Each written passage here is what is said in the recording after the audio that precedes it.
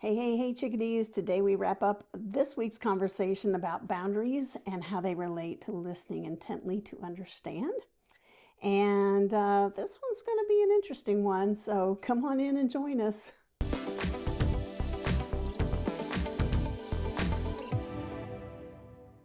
All right, chickadees, thanks for joining us today. Really appreciate having y'all here. Y'all is a technical term from where I come from. Central part of the country and the United States, that is. So I know we have some international viewers and really appreciate all of you. And I'm just going to start out by celebrating ahead of time, I think technically ahead of time, that before this video actually airs, we will have a YouTube subscribers that will eclipse 70. We're on our way. We'd love to have 100 by the end of this month. And yeah, so if you're not a subscriber and you're watching this on YouTube and you like what you're hearing, please hit subscribe. We really appreciate it. So, all right, so today we are winding up our theme for this week, which is about boundaries and how boundaries help us in our quest to listen intently to understand. So the listen to intently to understand is our theme for the month of July. Wow, I lost 6 months. It's the theme.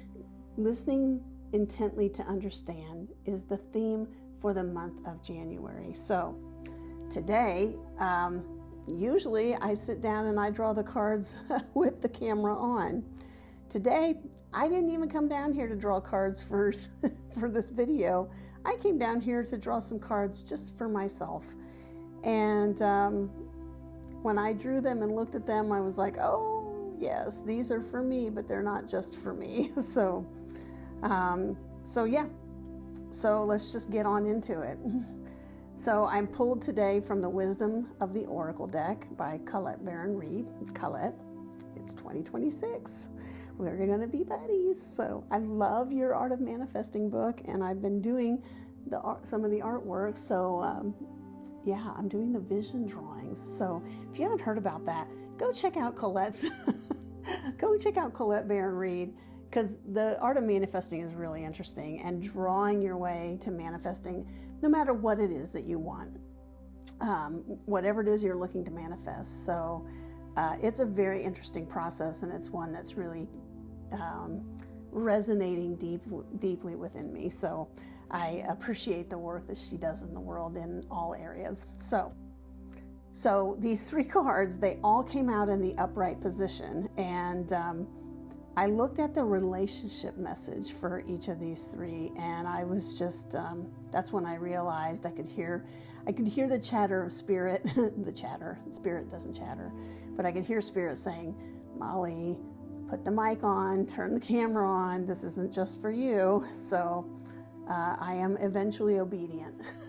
That's how I'm going to label myself for the time being, eventually obedient. And so here I am doing this thing. So wrapping up the week this week, what do we have? Well, the first card we have is card number 49. This is the Observer. We've had this card a few times on this channel and on these videos. And the card is just one of my favorites, because I love the fox looking up at the moon and just observing. The fox is not engaged with it. It's not attached to it. It's merely observing what's going on. So it's important when I call it observer mode, but when we're in observer mode, that we are not attached to the outcome or to anything that we're observing, and we're also not averse to anything that we're observing. So we're just literally sitting in neutrality, in stillness, observing what's going on. Now, what's interesting about that is that when I do this, I am doing it while I go through a process where I've cleared my energy. And actually, you know, if you want to go through this process with me, you can reach out to me on the website. I'll clear my energy. I will go up and hang out in the middle of my head with basically sitting on top of my pineal gland, watching what is going on around me.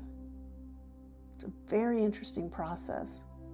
And so literally when I'm in observer mode, this is what I'm doing. Now I'm also just like, bumbling around in my body in this three-dimensional existence. But I go into observer mode, and I do this so that I can see clearly without any bias, no attachment, no aversion, and in complete neutrality, really observe what's going on around me. Card number 2 is time to go. Now, this card in the relationship message is really about like letting things come to their natural end, or in some cases, ending them deliberately when they need to. So that's literally what it's about. It's time to go. Time to accept that something is closing out and another new thing waits in the wings, and it's time to move on. So, and it's about acceptance. It's acceptance that whatever it is that we thought was for us and was for us for a period of time has exhausted itself, and it's time to literally let it go. So we've talked a lot about that too on this channel recently. So that's card 2. And then once I get through all 3 cards, I'm going to tie these all together for you and wrap it up in a nice, neat little package with maybe a bow on it, about closing up the week of boundaries. So the third card is the here and now card.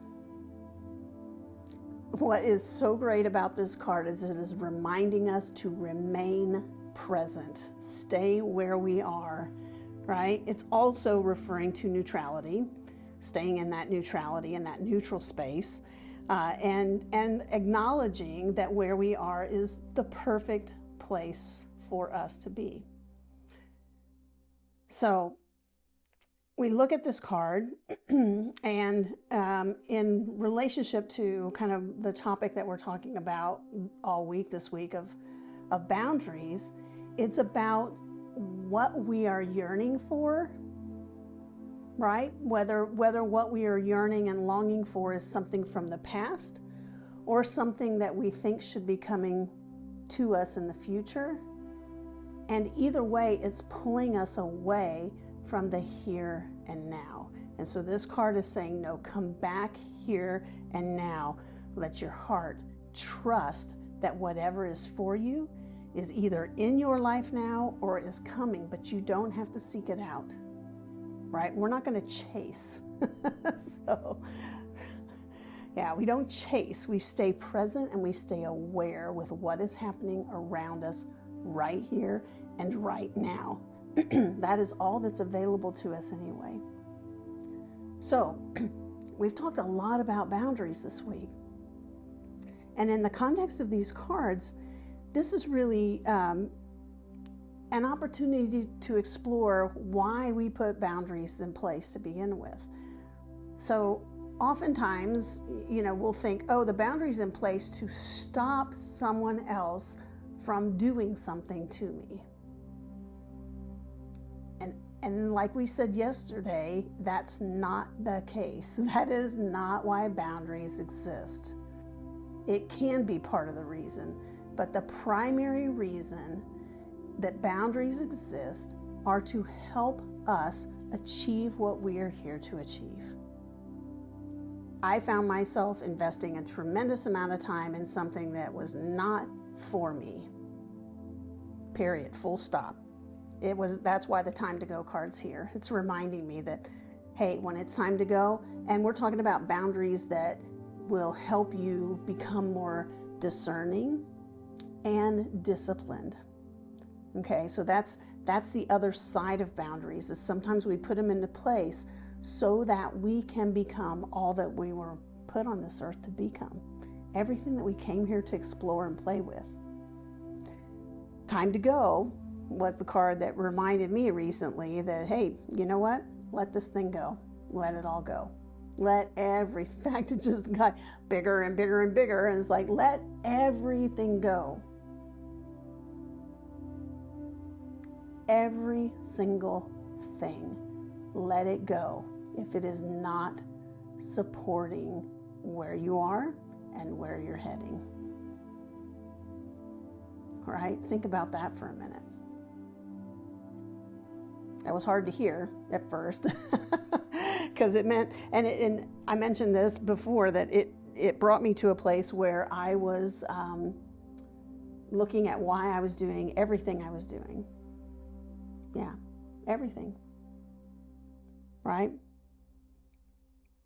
The result of this, and I put boundaries in place with myself, and I said, okay, this is okay for me, this is skillful for me, and this is an activity that's helping me along the path that I'm on in the here and now. And these 300 things that I'm doing are not helpful for me. I have to let those go. People, places, habits, situations, thought patterns, all of it. So, time to go and here and now are very closely related, right? We stay present, we stay with what's going on right here, right now. So,